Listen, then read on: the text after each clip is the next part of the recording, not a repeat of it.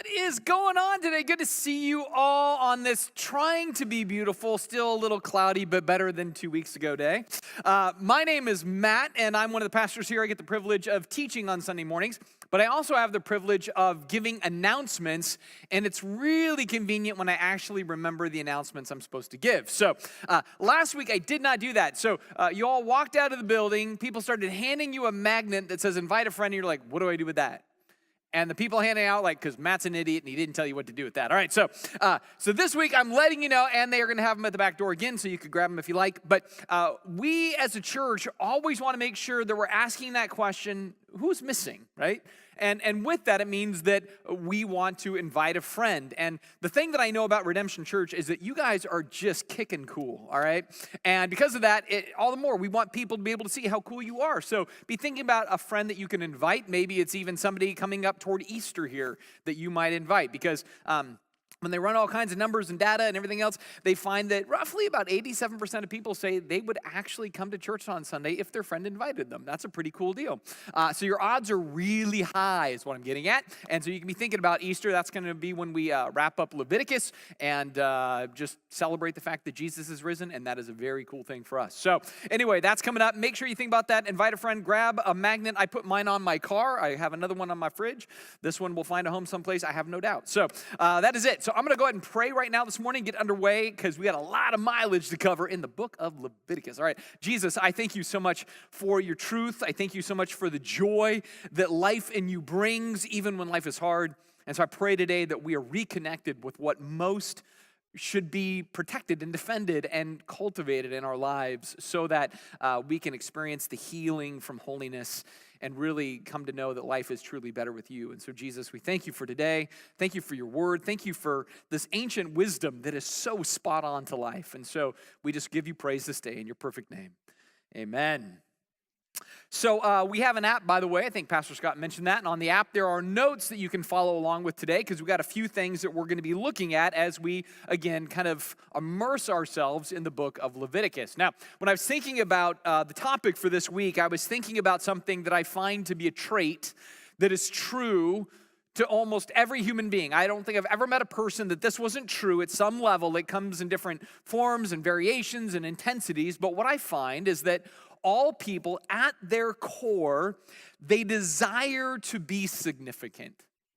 They want to do something substantial. They want to have this sense of changing the world in a way for the better, to do something that is truly enduring in life. I think that's just in the DNA of all human beings.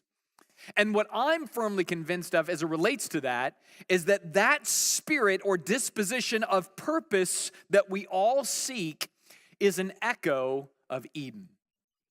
It's this ancient disposition and yearning that God deposited into us as human beings so that we would thrive when it came to our God-built purpose. And if I was to distill down the God-built purpose laid in our soul in Eden, it's this. And this is the premise of the day. You and I, we were made for worship. We were built for it. And when we do that thing, that's when we are most alive. That is when we're most at peace. That is when we're most complete. Because when God did that and built us for that, when we fulfilled that purpose, it meant everything to us. And so we enjoyed Him, but in the enjoying of Him, we were refreshed.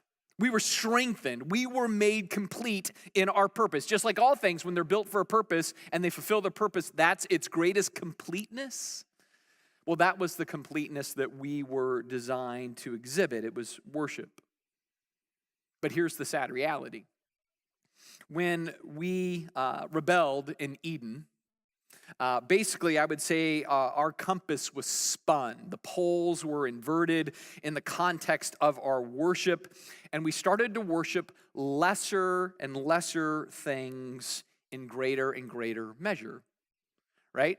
So we started going for the scraps as opposed to the feast at the table. And so our inner buckets had craving, And so we were trying to pump stuff into the bucket through the top, but the holes at the bottom were way bigger, and so everything kind of pours out. So we don't get filled, but we get drained in some of our worship, especially when we worship wrong things in wrong ways, wanting original divine results. Like it's all broken and contorted. The wiring is all messed up. We choose quality of things, or quantity of things rather, instead of the quality of things that God designed for us. That's kind of fundamentally the problem. And we would call these things that we run to, these lesser things, we would call them idols or gods, as opposed to the one true God that we were built to worship. And there are all kinds of idols and gods that we chase today. We chase sex and money and power and fame and education and sports and just general academics and not being bored and having more fun and partying on the weekend. You name it, we chase these things, these lesser type things, hoping that they're going to fill us up. That they're going to give us that sense of, yes, I'm satisfied. Oh, yes, there's purpose. Oh, yes, I feel great about life. And life is most robust in those things. But we find that they don't provide. They don't do it. So I keep chasing. See, the reason that they don't provide for us, the reason that they all end up failing us in the end and they don't deliver our souls to wholeness is because they all lack the presence of God. Only in the presence of God is there the fullness of joy. Only in the presence of God is there the robustness for life. That is why God gave us Leviticus. Yes, of all of the pieces of literature you could read in your Bible, he gave us Leviticus for this purpose. Now, if you were to read in the New Testament, for example, and you were to come across Jesus or Paul or Peter, and they make reference to the law, right? The law is the Pentateuch. The law is the five first books of your Bible, right? The 5 tools that God has given. And what we have learned in looking at these 5 tools is Leviticus is right in the center of the 5. It is structurally there for a reason. When you see the visual of it, you see it's right in the middle, right? And so right at the center of the law is this idea of the theme of holiness, and that's the theme of Leviticus. And to anchor that theme of holiness, we are introduced to a holy God. A holy God who is present, who is active, who is speaking, who is compassionate, who is caring, who has standard and justness with mercy and love. All of that is true. He reveals himself because what he wants to do is to create a holy community. And that's part of the structure of Leviticus. That's his ambition. That holy community is going to be comprised of holy people, individuals who choose purity over impurity, and then from that they seek to exhibit that to the community around them. But what's going to drive that inner purity, what's going to drive that community purity, what's going to make the engine really hum is this idea of holy worship. Holy worship is the rocket fuel for culture thriving, for individuals being fully alive. That is the spirit of it. And so that's what we're trying to really understand through this whole process today. We're trying to understand how that works, what that means, how we play that out. Now, here's what's kind of maybe tricky in all of this to me. And it's a simple reality that all worship drives life, right? So maybe what you have to start to understand is like you think of worship and you think of songs and church services and that kind of thing, but we need to think more foundationally that whatever we worship drives everything in our lives. And so whether we have pure worship or impure worship, whether it's holy or it's pagan, no matter what it is, it's going to drive our lives. It's going to define us in some way because all worship shapes us, every bit of it, for flourishing or for frustration, right? All of it's going to be there. And so to do this a little bit, I want to remind us of how we see Leviticus. We see it as a campsite, right? And I love camping, right? And what's at the center of a campsite? Campfire, right?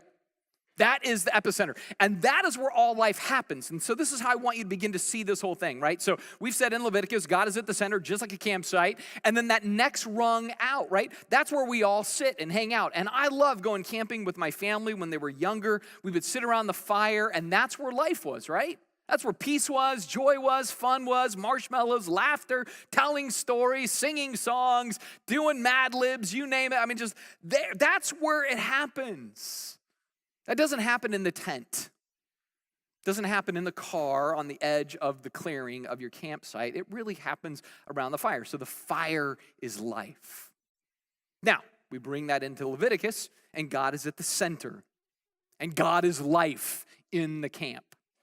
But then the next zone is worship. And I don't want you to overlook that. Because our typical thing is to see worship on the fringe, right? It's like, it's God, then me, then us. And oh yeah, on Sundays for about 15 minutes, you do 3 songs and we worship. Leviticus goes, no, you don't get it, man. Your life, your well-being, your health in all things is found you around the fire, which is God.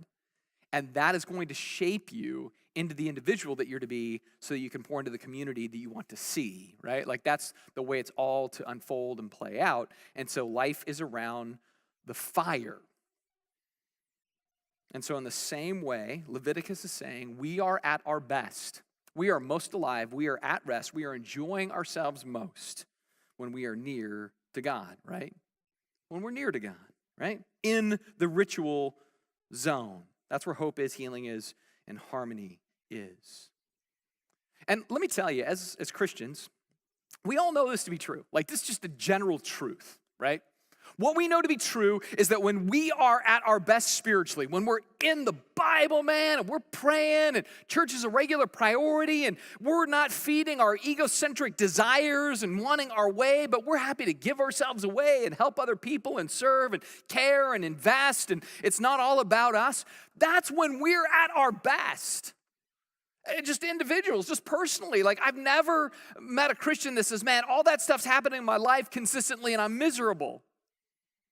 No, I sit down with Christians all the time, and I've been this Christian myself, where it's like, no, I'm not being that pure. I've got my own agenda. I'm kind of letting the Bible kind of off to the side a little bit. I'm not praying like I should, and all of life kind of bites then, right? What I have found is what our mission statement is as a church, helping people believe that life is better with Jesus. Life is just better with Jesus. And when I say that, I mean active pursuit of being near He who is the fire every day. That's how life is better with Jesus. Even when your life is falling apart, man. So life is better with Jesus even when you have cancer, even when your kid is off the rails, even when your marriage is struggling, even when your finances suck, whatever it is. It's like, it's always going to be better with Jesus than without. Always, every time. I'm just certain of that. And that's what God is wanting to get at with Leviticus and his people here. He wants them to get that he, at the center of their lives, is better. Now, here's my straight shooter moment with you. To have that, to enjoy God at the center, it takes effort, right? It's not like, oh, it just falls into your lap.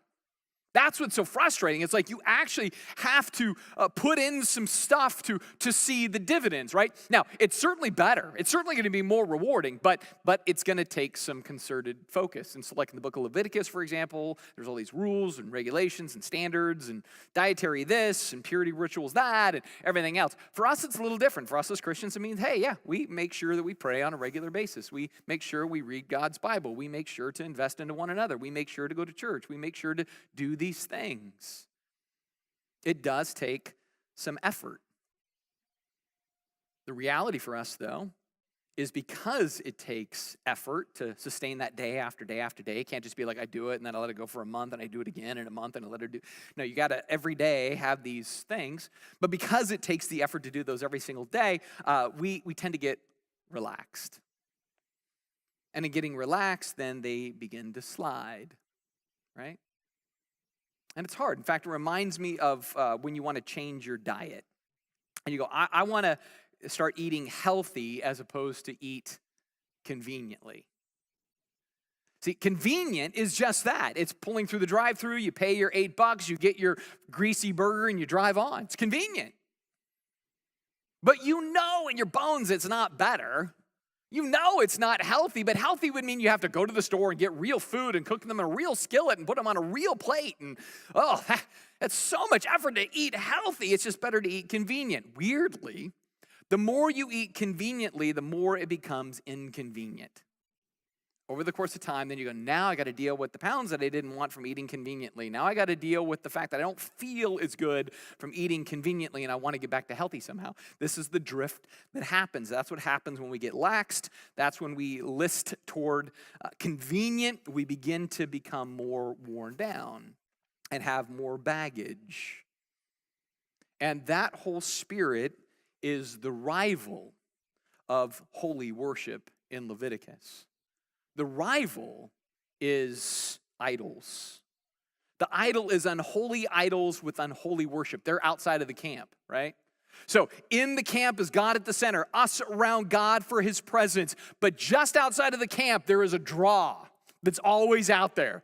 Come with me. It's easier. It's convenient. It's simple. His ways are hard ways. His ways take effort. You've got to go through all these steps. Just leave the camp and do what I tell you to do, and I will reward you on the spot for every little thing you want, and you'll be full. That's the promise that idols give. In fact, the way you could understand God's relationship to Israel and all the surrounding mess that they're in is a little bit like a version of Immortal Kombat, right? Idols versus God, fight. It's like that, right? It's like that's what God is having to combat. That's what he's trying to reveal to them. And so in Leviticus chapter 19, verse 4, he says this. He says, do not turn to idols or make for yourselves any gods of cast metal. I am the Lord your God. Now, did God do this because he's insecure? He's egotistical? He's afraid that they're going to like them better than him? Is it because he's controlling? No. It's because God knows what's at stake, and he knows exactly what idols will produce in life. He knows exactly. In fact, there's a book, it's in my top 5. It's probably in my top 2. And in that book are some of my favorite quotes of all time. And this is from a man named Henry Scougal. And I think he captures the tension here and what's at stake. He says, the worth and excellency of a soul is to be measured by the object of its love or its worship. Right? He says, he who loveth mean and sordid things does thereby become base and vile. But a noble and well-placed affection doth advance and improve the spirit into a conformity with the perfections which it loves. I know that is old, dead dude language right there. I get it. But here's what he's saying. If you love crap, you become crappy. Right? And if you love beauty, you become beautiful. If you love things that decay and destroy and make you addicted or just erode your insides, then you're going to become that. But if you actually say, I'm going to worship and love noble things, great things, honorable things, beautiful things, then you're going to become that. It's that simple. And God knows that's what's at stake in this whole thing of him versus idols. He just knows. If they go down this road of worshiping other gods, it will rob them of life. In fact, in Leviticus 26, verses 14 to 30, he goes through this whole list. He says, don't worship idols again. That's how he opens it up. Don't worship idols, man. Because if you do, it's going to be misery in your families and in your culture. It's going to be decay. It's going to be addiction. It's going to be frustration. It's going to be harm. It's going to be discontent. And ultimately, it's going to be death. He says, that's what you're looking at. And the reason is because idols, we talked about this a little bit last week, but a little bit of refresher and maybe kind of branching out a little bit. Idols, what they tend to do is accelerate our egocentric disposition, right? They kind of draw out the worst us in us, right? Because idols, when you reduce them down, they kind of... they represent our most base wants and hungers, right? So you have a sex idol and a money idol and a fame idol, all these different things that they had back in their day. And all of that is, I want sex, I want money, I want fame, I want control, I want beauty, I want power, whatever else. And so the idols then become personifications of our broken nature, right? And at the core of that, just tell yourself, at the core of an idol is, I want this for me. And that God can give me what I want for me. That is what they do. We see in the book of Psalms that basically the writer there says, you become whatever you worship. You become what you worship. So if we worship things that are really just about things or cravings or gratifications, then we become more of those same things. And it's corrosive to our souls and to our well-being. It's like taking in a life-sucking toxin and thinking it's an elixir for life. You just get deceived the whole time. But you keep going after it more, saying, no, next time it's going to fill me up. Next time it's going to do it. Next time it's going to reward me for this. But it's not really going to, because, again, it's just feeding our own worst cravings. And we just get sucked into a cycle of almost a type of addiction with it, right? That's kind of the first layer of the whole thing. The second element in this, and why idols are so destructive, is frankly, God looks at this and goes, dude, it's a lopsided swap. Psalm 106, verse 20 says, they exchange the glory of God for the image of an ox that eats the grass. Right? In other words, he's saying, your exchange rate is terrible on an idol. You exchange glory for grass. Are you stupid? That's what he's saying, right? So, and let me help you get this. The idea of glory, God's glory, it means his value, his weight, his magnitude. You're exchanging like the pot of gold for hay. Why? Well, it looks gold too. No. It has no value in comparison to this. And goes, and this is what you're giving up. But boy, you're so enticed by the idols of life. So enticed by the gods that will give you what you want. Now, I'm sure there are some of you right now. They're saying, Matt, this is all nice. What a great history lesson. But dude, come over to my house and you will not find a shrine filled with little creepy idols. All right? You're not going to find a little tiki from the Brady Bunch at my house. You're not going to find a gold pop Funko that I actually bow down to. I don't worship idols. Here's the reality. We all have a struggle with idols. And we all are inundated every day with idols. They litter the landscape. In fact, to understand this, I want to look at American idols, all right? Pick this label up somewhere on a TV show that used to be on a different network that's on a new one that nobody watches, all right? So, American idols. Now, to understand our relationship to idols, you have to understand a structure again. Everything's about structure for me. Leviticus is about structure. And so I want you to understand how we seek idols, right? So here's the structure. First of all, you have to identify that all people have some personal, individual variant of a hell, a little h hell, or hells in their life, right? So there's our hells, personally. From that, we all go, man, I'm tired of my hells, and I envision for myself, I imagine my version of a heaven, little h heaven, or heavens, that would get me out of my hells and into that heavenly space. And so from that, I then need a functional savior or saviors to get me from my hell and into my heaven, all right? There's your structure. That's all we're talking about. You simplify it to that, right? So you got that structure, right? So now we go, okay, what are my hells? Oh, hells can be anything. I am struggling to pay my bills, hells. And so that's my hell. Just debt is my hell. Or I'm overweight and I'm in overweight hell. Or I'm in a marriage that's unhappy and I'm in marital hell. Or I'm raising kids and they're all independent and so I'm in parenting hell. Or my parents didn't know what they're doing and I'm in kid hell, right? And my parents are my hell and my kids are my hell and my spouse is my hell or my job is my hell. I'm in my hell job. I go to hell every day and punch in and they pay me to go to hell, right?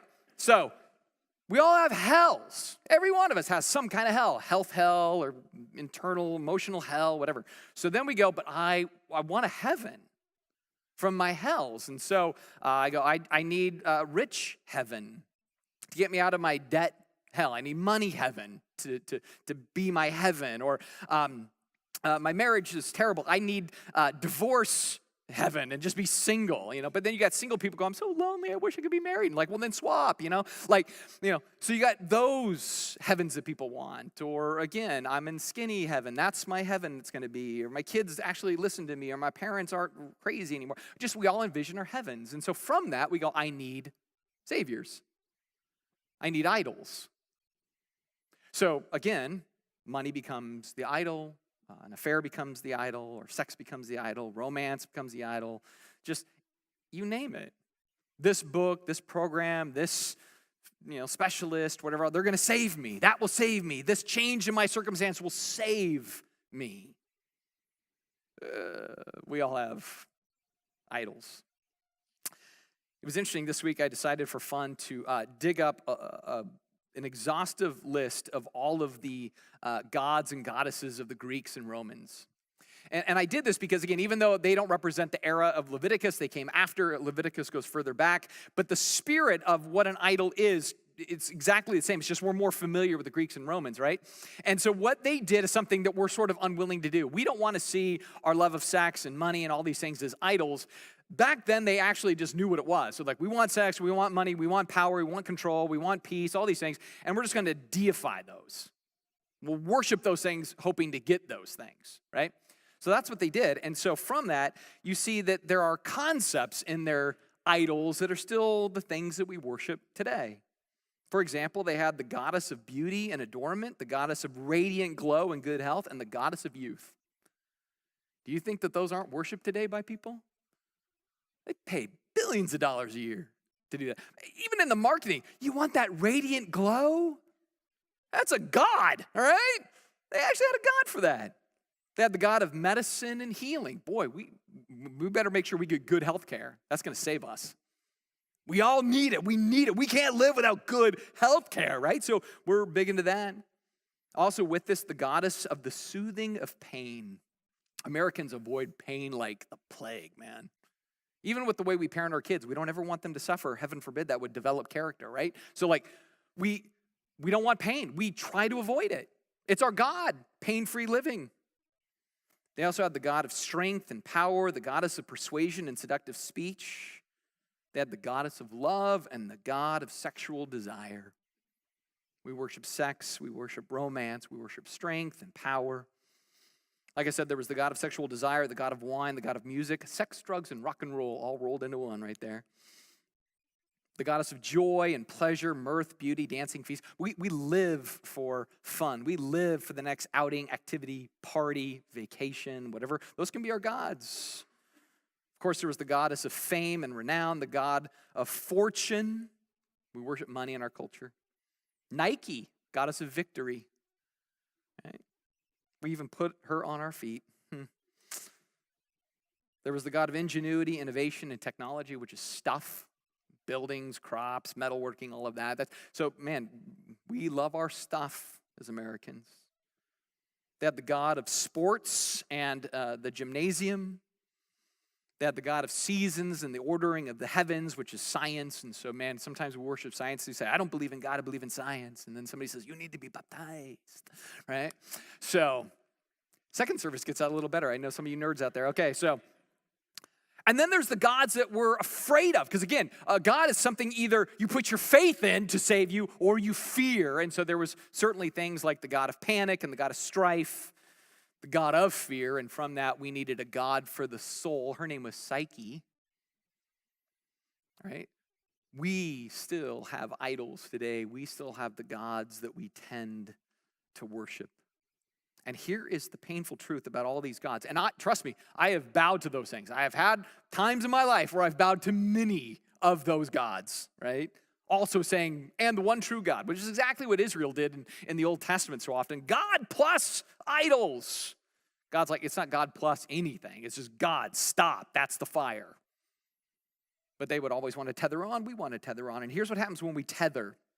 Psalm 106:36 basically says, when we serve idols, all they do is become a snare to us. When we serve them, when we serve money, sex, romance, power, fame, a person, stuff, education, sports, whatever it is, it just becomes a snare. It never really fills it up in our lives. It just drains us ultimately out. And here is an anecdotal proof for me, all right? And this is just my personal take, and you may not agree, but here is something stupid weird. It's just stupid weird. We live at the apex of human history. We live in a culture that is the apex of all cultures. We are rich, we are entertained, we have all kinds of technology, all kinds of power. You can get online and learn anything. You have more exposure to the most superior education the world has ever seen. You're protected by laws and freedoms. You can go make money, you can travel from state to state. They're not going to stop you for your papers. You are living in a bubble of awesomeness. So why are we so depressed? Why are we so anxious? Why are we spending our evenings just needing a buzz to get to the next day, smoking a little weed to just take off the edge? Why do we need to be on this pill and that medication to deal with this strife and that internal thing, and we don't agree and we're fighting, we feel divided as a culture? Why? Because idols take. They don't give. They rob us of life. They don't enrich our lives. We are surrounded by blessings that are now curses because they're idols and not tools.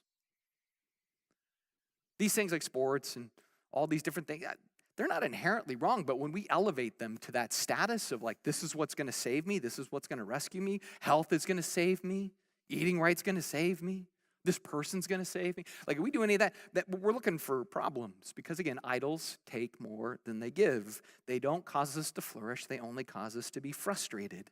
And that is why Leviticus still matters. 3,500 years later, it still matters because it's telling us how to escape the idol matrix and how to reconnect and be renewed with the sense of our original purpose and substance and meaning and ways that we can flourish. What it gets to is the idea of exchanging the images that ensnare for the glory of God that blesses and rewards and heals through holiness.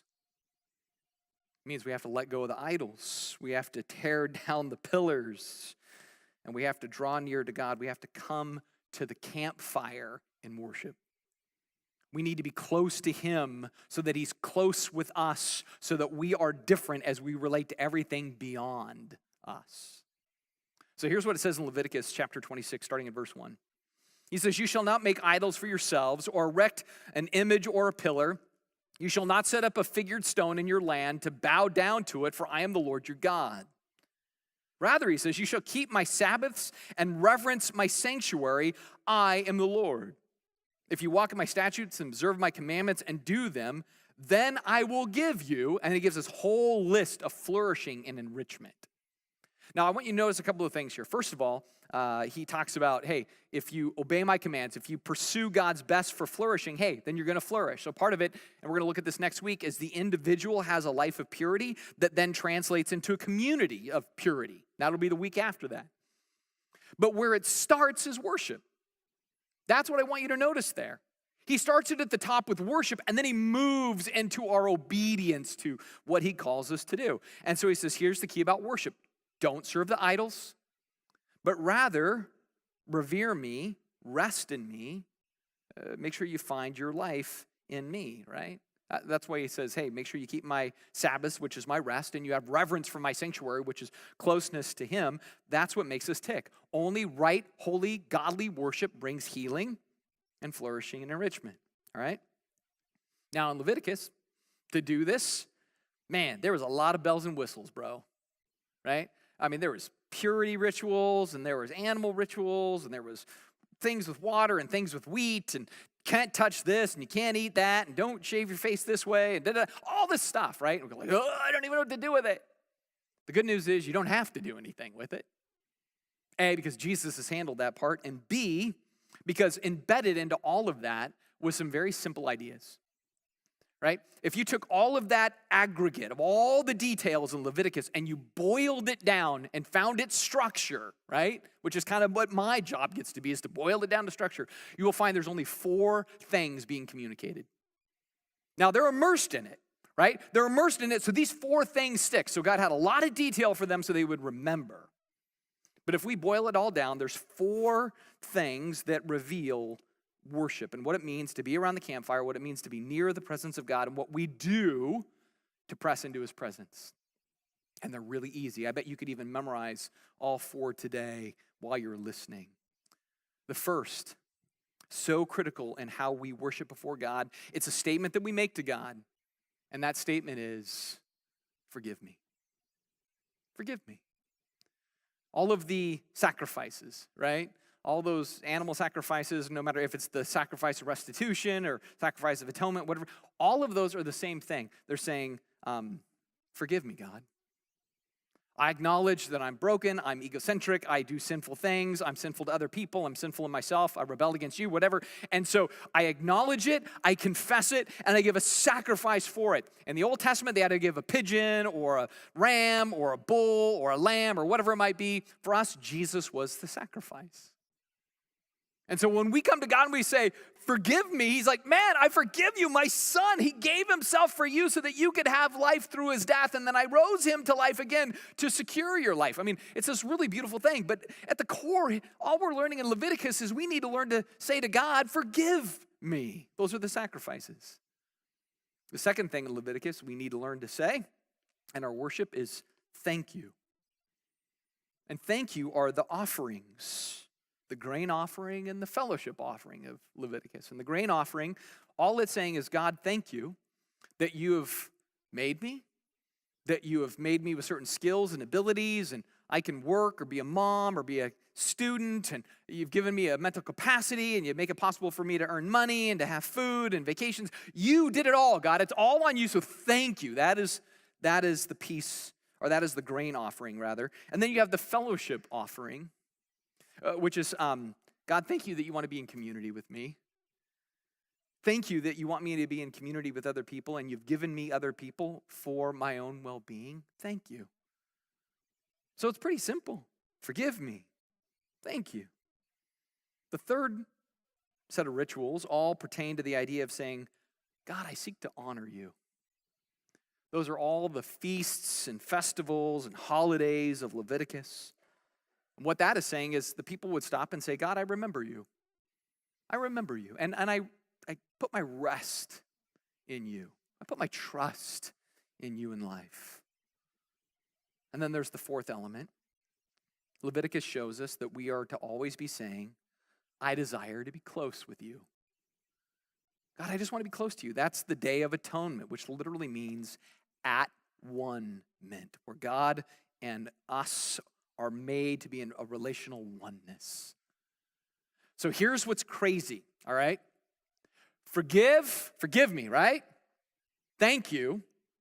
I honor you. I want to be close to you. Those 4 things, you know what those are? Those are the foundations for every healthy relationship you have in your life. They all are there, just those 4 things. Make your relationships the healthiest they can be. And if you take one of those out, your relationships are not healthy. So that's what's so crazy. 3,500 years ago, if anybody says, oh man, Moses is just a crazy dude out in the desert writing down crazy things, I'm like, well, the dude was flipping brilliant. He tagged into something. And by the way, he didn't have a word processor. He couldn't just delete and retype. I mean, come on, like it's work to write this stuff. God knew what he was doing. He's like, I just want you to know, thank you. Forgive me. I honor you. I want to be close to you. I think about that in my own relationship with my wife, right? So with Ellen, if I decided, you know what, I'm not going to ask her to forgive me for wrongs I do, is our relationship going to stay close? No, it's not. We all know that asking for forgiveness is a central part of being in a relationship. And if I don't say thank you when she does things, it's going to create a rift. And if I don't honor her in the way that I swore almost 29 years ago to honor her and cherish her, there's going to be problems. And if I'm not saying I want to be close to you, guess what? We're going to drift. These 4 things are just the stuff that makes life tick. God knows, and so God builds it into the secret sauce of Leviticus, right? And he says, this is the stuff that we are to do daily and assertively. See, for them in their day, they literally every day were immersed in it. The camp had certain conditions and dietary and purity restrictions. It just forced them to constantly be inundated with, forgive me, thank you, I want to honor you, I want to be close to you. Like, it was just always there.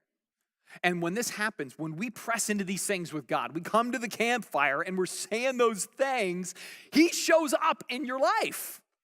He just does. In fact, we see this even in Leviticus. It's chapter 9. So the people presented all these things at the entrance of the tabernacle, just as Moses had commanded, a big tent in the middle of the camp, and then God's inside the smaller tent where the Ark of the Covenant, the cool gold box from Indiana Jones is, and his glory's over that whole thing, right? So that's where they're all at. And so then it says the whole community came forward and stood before the Lord, and Moses said, this is what the Lord has commanded you to do so that the glory of the Lord may appear to you.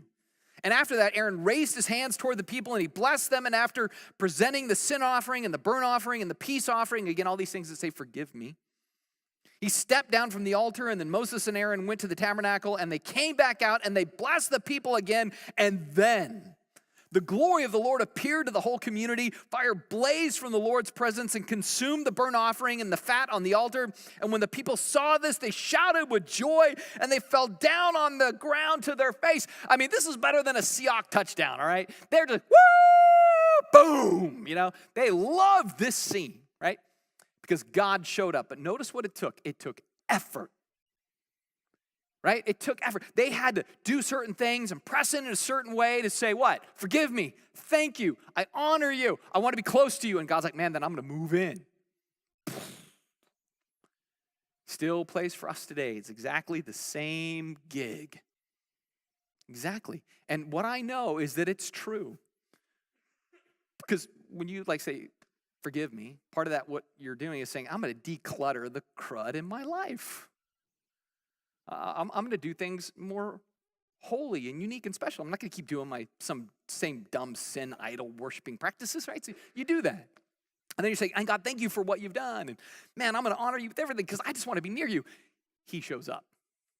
He shows up in your life. I've never met a Christian that honestly did that and did it consistently day after day after day for a span that did not have a sense of God's presence in their life. And this is exactly what Jesus came to do. Leviticus does it in part. Jesus does it in full measure. We see this with Jesus-centered worship.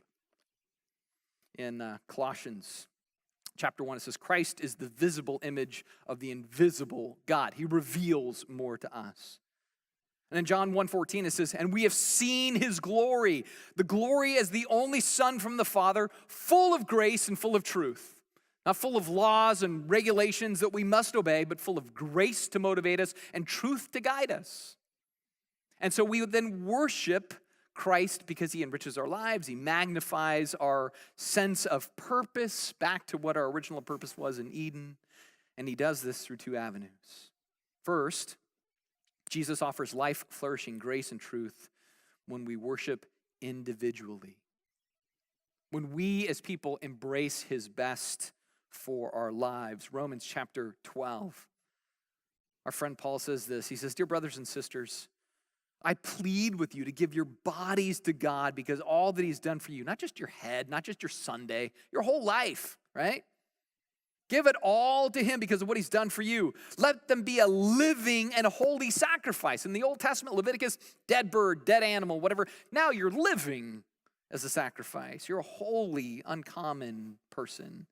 These are the kind that he finds acceptable. This is the true way to worship him. We worship as individuals when we do what he says, we do how he says it, and we do it with joy, not because, oh, I have to, but because life is better with Jesus. Because holiness heals our lives from the inside out. But then the second way we tag into this is Jesus offers life, flourishing grace, and truth when we worship together collectively as a church. I take you to the book of Hebrews here as we're rounding third and coming into home. The writer of Hebrews, we don't know who the dude is, but we do know that he's pulling directly from Leviticus when he writes chapter 10. Like directly. He's like, oh, I got nothing to add. I'll just pull Leviticus. All right, so this is what he does. It's like plagiarism, but in a godly way. Okay, so it says, and so, dear brothers and sisters, We can boldly enter heaven's most holy place because of the blood of Jesus. We're not having to go through all the crazy rituals of Leviticus. Jesus just says, man, VIP, bam, go in, right? By his death, Jesus opened a new and living way, a life-giving way. That's why I keep saying life's better with Jesus. He makes life better. It's a life-giving way through the curtain of the most holy place. Since we have a great high priest who rules over God's house, let us go right into the presence of God with sincere hearts, fully trusting him. For our guilty consciences have been sprinkled with Christ's blood to make us clean, and our bodies have been washed with pure water. Let us then hold tightly without wavering to the hope that we affirm, for God can be trusted to keep his promises. This is all Leviticus, just at a whole new level. Just roll right in, just hang out with God, plop down by the fire, and enjoy life. You go, great, what do I do with that access? Here's exactly what he says. He says, based on the fact that you can have this presence of God in your life, think about ways to motivate one another. It's not about you suddenly. I mean, you get to enjoy it as an individual, but you then spill it out. Let us think of ways to motivate one another to acts of love and good works. He says, and let us not neglect our meeting together, as some people do, but encourage one another, especially now that these days of his return are drawing near. He says, because you have access, you need to show up and pile up with other people who have access, and there's a potent thing that happens there. Now, can I tell you really fast here why this is important? More and more Christians are going to church less and less. Across the whole United States, everywhere you look, church leaders are all talking about it. More and more people are going less and less. And can I tell you what my fear is in that? That we're doing less and less coming together because idols are more fun. Because idols are out there. The sports idol, the entertainment idol, the go hang out idol, the trip idol, the cabin idol, the whatever idol, like the TV idol. I don't know what, but like idols outside the camp, man. Right? We go, no, I got a better thing for this Sunday church. But this is killer over here. Right? And so we gravitate to lesser things more and more. Now, I'm not saying that's true all the time and in every way, and I'm not saying, if you miss a Sunday because you're going to a sports thing, that now you're a bad person and you worship a giant bird on a helmet more than you. I'm not saying that. As a person who probably dabbles in that worship, all right? But what I'm saying is that we have to think more about it, because you know what's not downloadable? Our time together in worship. You can watch these messages online or on the app or iTunes or all the places that we put it, but you cannot enjoy something that happens when we all come together singing. I stand here in the front, at least for one of the services, and I'm worshiping, and I hear all of you behind me, and that gives me a strength unmatched. I can't get that anywhere else, right? And that's why we need one another in this, because it heals us, it connects us, it shapes us, it sometimes confronts us, and always transforms us. That's what holy worship does. And so this morning, I asked two simple diagnostic questions. First is this: what are the idols maybe in your life where you go, man, that's got to be torn down?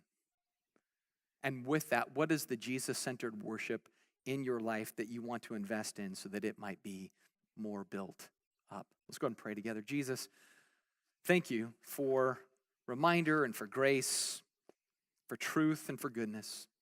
We love you and thank you. Help us to truly press into you, the great campfire of our lives, where life, light, healing, hope, and peace comes. We thank you and love you, Jesus, in your name. Amen.